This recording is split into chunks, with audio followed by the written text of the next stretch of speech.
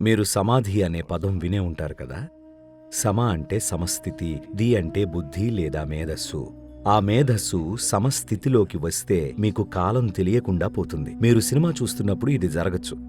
అందులో లీనమైపోవడం వల్ల 2 గంటలు 5 నిమిషాల్లాగా గడిస్తే మీరు ఒక సమాధి స్థితిలో ఉన్నట్టే, ఒక రకమైన సమాధిలో. అలాగే ఇంట్లో వంట చేస్తున్నప్పుడు, పాడుతూ, నాట్యం చేస్తూ, ఆఫీస్లో పనిచేస్తున్నప్పుడు, కేవలం డ్రైవింగ్ చేస్తున్నప్పుడు, ఒక ఆట ఆడుతున్నప్పుడు, ఏదైనా సరే. కాబట్టి ఇదేదో నిర్దిష్టమైన పని కాదు. లీనమైపోవడం వల్ల మీరు అడ్డంకులను ఛేదిస్తారు. ఎంతోమంది దీన్ని అనుభూతి చెందుతారు. కాని సమస్య ఏంటంటే, కావాల్సిన సంసిద్ధత లేకపోవడం వల్ల వాళ్ళక్కడ నిలవలేకపోతున్నారు. ఆ స్థితిలో నిలవాలంటే దానికి కొంత సంసిద్ధత అవసరం.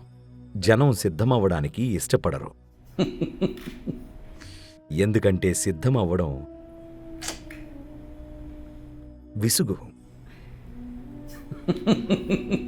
అది ప్రతిరోజూ చెయ్యాలి. శరీరాన్ని సిద్ధం చేసి దానికి ఆ సామర్థ్యాన్ని కలిగించాలి.